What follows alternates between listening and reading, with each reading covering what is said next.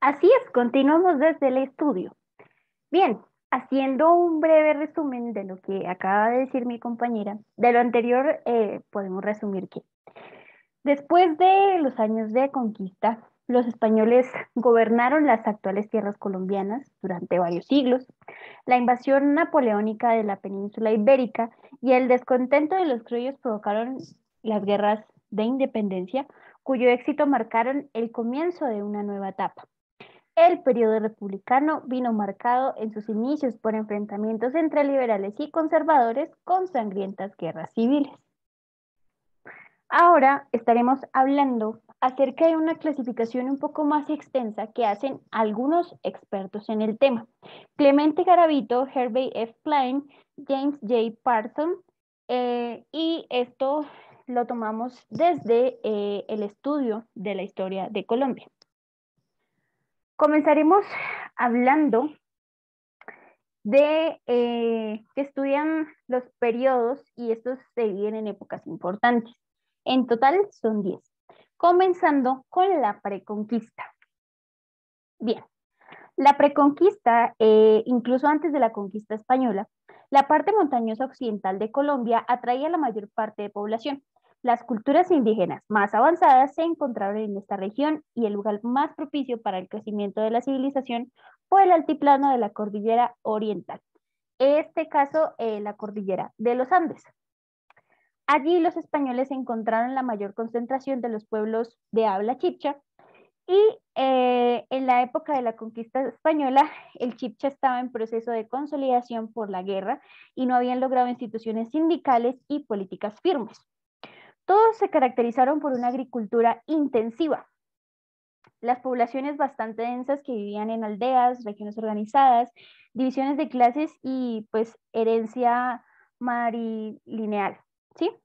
Tenía también algunos cargos políticos y religiosos. La cultura subandina de la cordillera central y las porciones más estrechas del Valle del Cauca generalmente carecían de pueblos grandes con terrenos que no eran los adecuados para ellos. Los chipches más avanzados hacían pues la guerra con fines políticos, utilizando grandes fuerzas armadas con dardos y algunos lanzadardos. Las condiciones geográficas y climáticas pusieron límites al desarrollo de los chipchas y las culturas de Colombia. La población indígena total en el momento de la conquista era probablemente alrededor de un tercio y pues estos en su gran mayoría hablaban este dialecto. Ninguno de, digámoslo, los animales que convivían con ellos en ese momento eh, eran domésticos, ya que la mayoría eran especies silvestres relacionados con el territorio en el que ellos estaban, que en este caso pues era los Andes. Y pues había gran variedad de ellos. Luego nos encontramos con el periodo de la conquista. La conquista real de Colombia comenzó en 1521 cuando Bastidas fundó Santa Marta en la costa norte. A finales de 1539 se habían fundado todas menos una de las principales ciudades coloniales en el interior del país. ¿Qué sucede? Así como los centros de comunicaciones principales, ciudades coloniales del interior, centros de comunicación importantes a lo largo de las rutas que los unían, las rutas marítimas. A mediados del siglo, pues la conquista ya se consideraba que estaba completa.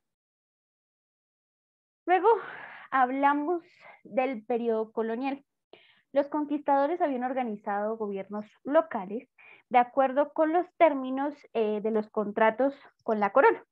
Como en otras partes del Imperio Español, la tendencia a la baja población parece haberse invertido a finales del siglo XVII y a principios del siglo XVIII.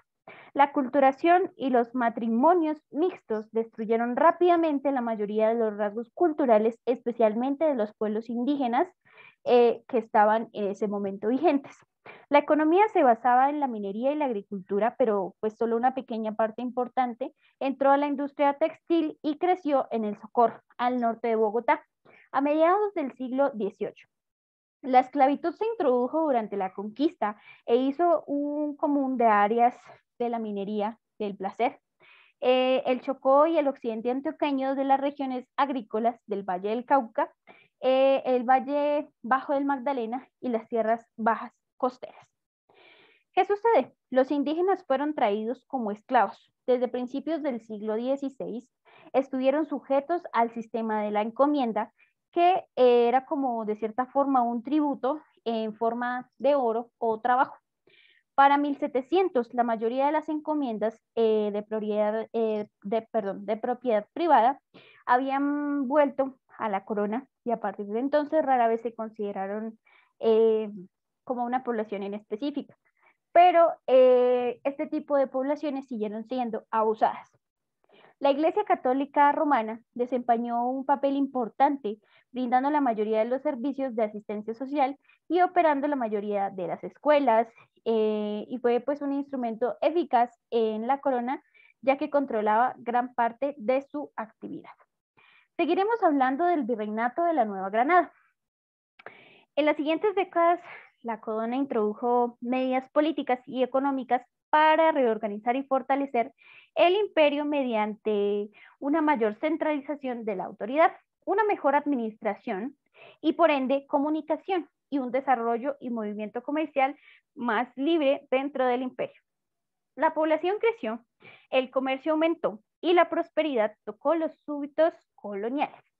¿Qué sucede en este momento? Hubo un brote de actividad intelectual y formación de un cuerpo de intelectuales y profesionales, digamos lo que en ese momento se consideraban como los criollos, que eran blancos nacidos en Hispanoamérica y muchos cargos gubernamentales a cargo de estos mismos. En 1781 los campesinos y los artesanos en el Socorro originaron algo que se llamó la Revolución de los Comuneros, que entraremos a estudiar un poco más adelante. Esto en respuesta de los aumentos de los impuestos, aunque algunos criollos ayudaron a los rebeldes en Bogotá. La mayoría duró en apoyar el levantamiento e incluso a socavar. Las reformas educativas jugaron un papel muy, pero muy importante en el cambio de la perspectiva de los criollos granadinos. El arzobispo Caballero y Góngora, en ese entonces como virrey, hizo de la educación uno de sus principales intereses, modernizó programas de estudios en las escuelas, abrió una escuela de minas e inició la expedición botánica bajo la dirección de José Celestino Mutis. En 1808, la lealtad de los granadinos, ¡bam!, estalla. ¿Qué sucede en ese momento? Permaneció una incuestionable excepción de unos pocos individuos que seguían fiel a la corona. Pero una vez se cae la lealtad de la clase media alta, en este caso de los criollos, se estaban enfriando bajo la presión de intereses económicos, los escándalos de la familia real y persiste la tensión social entre los criollos y los españoles europeos. Seguimos hablando acerca de la revolución e independencia. La invasión francesa en España a mediados de 1808 provocó un estallido de la lealtad del rey pues, al país y despertó una gran preocupación por la iglesia. En 1810, las jurisdicciones subordinadas de la Nueva Granada exploraron a sus funcionarios españoles, excepto en Santa Marta y Riohacha, o lo que ahora conocemos como Panamá y Ecuador. El levantamiento de Bogotá, el 20 de julio de 1810, se conmemora como el Día de la Independencia de Colombia, aunque estos nuevos gobiernos juraron lealtad a Fernando VII y no comenzaron a declarar independencia hasta 1811. Idealistas y ambiciosos líderes provinciales destacaban la federación. Los líderes criollos buscaron centralizar la autoridad sobre los nuevos gobiernos. Siguió una serie de guerras civiles, lo que facilitó la reconquista española de las Provincias Unidas de la Nueva Granada entre 1814 y 1816. Un remanente de las fuerzas republicanas huyó a los llanos orientales del Casanare, donde se reorganizaron bajo el poder de Francisco de Paula Santander, un general colombiano que siguió siendo una figura destacada en la política granadina hasta su muerte en 1840. Cualquier remanente de la lealtad a la corona fue enajenado por la conducta arbitraria puntiva de las tropas europeas y guerrilleras, cuyas acciones dieron validez al ataque de la civilización española que comenzó a finales de 1810 y continuó así durante toda la cuenca, durante todo el siglo XIX. Las fuerzas rebeldes del Casanare se sumaron a las de Simón Bolívar, un personaje que es conocido por todos, en las eh, divisiones de la cuenca del Orinoco en Venezuela. Para 1819, Bolívar invadió Colombia y derrotó decisivamente a las fuerzas españolas el 7 de agosto en la batalla de Boyacá. Luego siguió en la decisiva la batalla de Carabobo en Venezuela en 1821, de Pichincha en Ecuador en 1822 y las operaciones de limpieza se completaron en 1823, mientras Bolívar conducía sus fuerzas hasta Perú. Luego sigue otro periodo muy importante, que en este caso es el periodo de la República. ¿Qué sucede? Santander, que era, pues, en este caso el vicepresidente de Bolívar y luego el líder de la oposición de las ambiciones imperiales de Bolívar en 1828, ocupó la presidencia en 1832 hasta 1837 y fue figura política dominante durante esa época. Digamos que esta época trajo algo de prosperidad a la nueva nación, pero hubo una guerra civil que estalló en 1840. ¿Por qué? Pues puso fin a la incipiente, digámoslo, como desarrollo industrial que hubo en ese momento, interrumpió el comercio y desató que las empresas locales pues estuvieran sosegadas a un único ideal. Las semillas de la rivalidad política entre liberales y conservadores ya estaban sembradas y dieron sus frutos en una sangrienta revolución eh, que desató de cierta forma un periodo de violencia que asoló el país durante los años comprendidos en 1840 y 1903. Bien, sigue otro periodo muy importante que es la lucha conservadora liberal. ¿Qué sucede en este periodo? La historia política moderna en Colombia comenzó a finales de la década de 1840 con la delimitación de los partidos liberal y conservador. Un gobierno revolucionario encabezado por Mosquera expropió tierras de la iglesia en 1861 y la constitución adaptada en 1863 que garantiza la libertad y la práctica religiosa, poniendo así fin a la relación íntima entre la iglesia y el Estado de Colombia. Sin embargo, en lugar de eliminar las barreras institucionales de la autorrealización del pueblo, las reformas de 1850 tendieron a eliminar la proscripción de algo tradicional que traía el pueblo colombiano. Se presentaron como algunas salvaguardias contra la explotación de los pobres por parte de los ricos. Las reformas, a pesar de la retórica liberal que los acompañó, lo legalizó, pues de hecho, en un momento muy específico, se redistribuyen la propiedad de la tierra y tendió a fortalecer la posición de los ricos terratenientes y comerciantes e incluso algunos profesionales frente a la masa pobre indígena que existía en ese momento, los campesinos, los artesanos, y fue solamente como 25.000 personas esclavizadas lo que trajo. ¿Qué sucede? Además de esto, los efectos de la mansumisión o esclavitud, de cierta forma, fueron muy pequeños comparados con la ruptura del sistema comunal indígena, que afectó prácticamente al tercio de la población. Los indígenas fueron introducidos a renunciar a sus pequeñas parcelas de tierra y la poca independencia que tenían. En estos años, la propiedad de la tierra de los indígenas se concentró en unas pocas manos y pues los indígenas se habían convertido de cierta manera en arrendatarios de sus tierras y se utilizaban para el pastoreo y el ganado.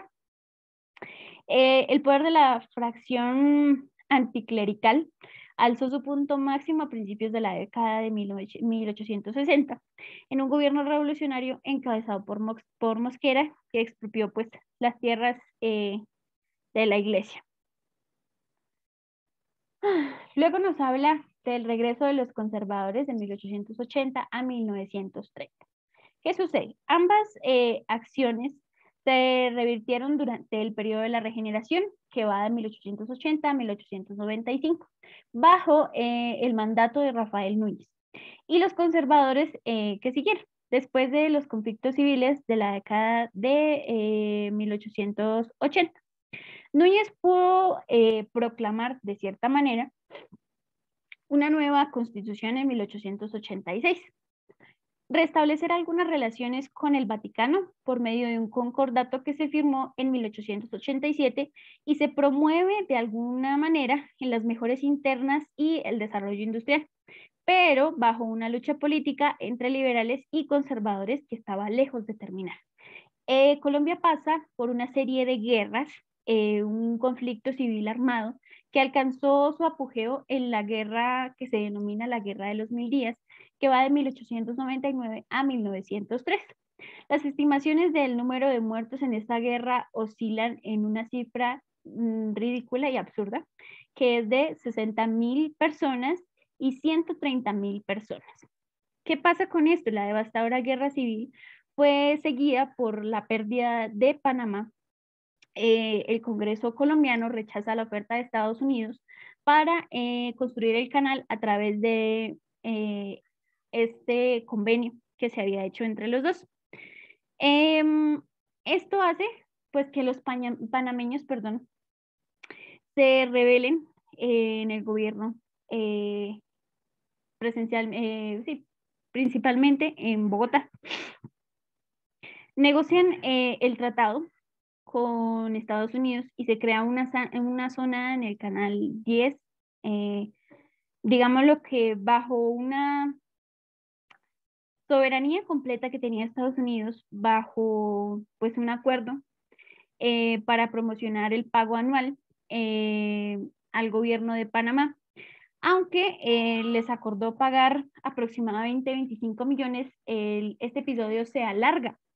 ¿Y qué pasa con esto? Pues que las relaciones de Colombia y Estados Unidos durante muchos años pues estuvo en conflicto por este tipo de situaciones. En cuanto al desarrollo interno del país, perdón, se aceleró después de 1905. A principios del siglo XX se da algo muy importante que son las exportaciones del café. Se suministra alrededor del 3% de esas exportaciones mundiales en 1923 y la participación pues había aumentado casi al 10%. Y a finales de la década de 1820 el café representa casi la quinta parte del Producto Interno de Colombia. Bien. Colombia, perdón, en 1930 y los 2000. ¿Qué sucede con esto? La nueva dependencia de las exportaciones no tuvo una exenta de peligros y a finales de la década de 1820 el café, el petróleo y las bananas representaban, perdón, respectivamente entre el 60, el 17 y el 6% de las exportaciones totales en Colombia, y el valor de las tres cayó pues precipitadamente durante la Gran Depresión Mundial que hubo en la década de 1930. Luego llega un periodo muy importante en la historia de Colombia, que es el periodo de la violencia. La violencia o, de cierta forma, la dictadura de la restauración democrática. La hegemonía liberal continuó durante la década de 1830 y pues la era de la Segunda Guerra Mundial. Y en este caso, el presidente para esta época era el presidente Alfonso López Pumarejo y fue reelegido en 1942. ¿Qué pasa con esto? Resulta que no fueron las consecuencias que trajo la Segunda Guerra Mundial, no fueron muy favorables en este periodo. ¿Por qué? Resulta que todo el mundo quería un cambio social y esto no estaba dando frutos en el gobierno de este señor. Entonces, en las elecciones de 1946, hay dos candidatos pues para la presidencia. En este caso pues era Gabriel Turbay y Jorge Eliezer Gaitán. Se presentaron a las elecciones y se decidió hacer un voto liberal. Por parte de los conservadores estaba representándolo Mariano Espina Pérez, y pues él toma posesión pues por este grupo. Digámoslo que de cierta manera se sentían frustrados por la marginación política que se tenía desde 1930. Entonces, digámoslo que esto influye en los ataques violentos a mano de los partidos liberales y las ideologías de izquierda que traían. Con la victoria electoral en 1946 se instituyeron una serie de represalias contra los liberales. ¿Qué pasa? En ese momento estalla algo que se llama el Bogotazo, que sucede el 9 de abril de 1948, cuando asesinan al líder de izquierda Jorge Eliezer Gaitán a plena luz del día en el centro de Bogotá. Esto desata una serie de situaciones que hacen que la ciudad sea destruida prácticamente, y se origina una disputa muy fuerte entre los políticos liberales y conservadores. Todo va por la ideología. Entonces, en ese aspecto, pues el periodo de la violencia fue un periodo de cierta crueldad contra las víctimas, incluso personas que no tenían nada que ver en este tema. Y ha sido pues un tema de estudio muy continuo para los colombianos. Esto hace que de alguna manera se presente algunas situaciones o algunos momentos muy específicos, como la aparición de guerrillas, ya que no se estaba de acuerdo con las ideologías que se presentaban. Entonces aparece el ELN, el M-19 y más adelante las FARC. Todo esto trae como consecuencias muchas desapariciones, muertes, secuestros e incluso pues daños a la propiedad pública y privada. Este suceso se arregla en el Frente Nacional, en donde se decide comúnmente que los liberales y los conservadores tendrán el poder del país de manera organizada. Bien,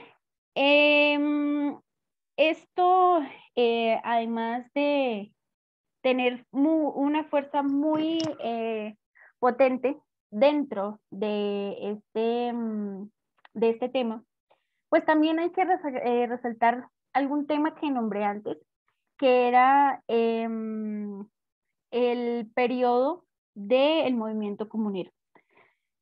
Shannon Coyle resalta pues este periodo de una forma bastante interesante. La insurrección comunera se da, digámoslo que de forma de protesta hacia el gobierno en el que estaba. ¿Qué sucede con esto? El movimiento comunero en 1781 constituye pues uno de los levantamientos armados anticoloniales de mayor trascendencia ocurridos a lo largo del siglo XVIII en el nuevo reino de la Nueva Granada. Digámoslo que la alta tributa que pesa sobre las colonias españolas, perdón, de difícil situación económica pues en la que ellos vivieron en ese momento, da lugar a las rebeliones e insurrecciones. Este fue el preámbulo de los alzamientos nacionalistas que llevan a la independencia de las colonias en el siglo XIX. ¿Qué pasa? En este periodo hay una gran decadencia de los productos de minería, una crisis fiscal en donde pues, los pocos ingresos que se obtenían eran utilizados para el pago de la burocracia colonial, lo que a la gente del común o la gente del pueblo pues no le llama la atención. Hay tres personajes bien importantes en este movimiento comunero. El primer personaje que se habla es de Manuela Beltrán, y las protestas que se desatan en el Socorro. Esto ocurre el 16 de marzo de 1781, en donde Manuela Beltrán da un grito revolucionario para todos, que es muy conocido, en donde dice: viva el rey, muera el mal gobierno.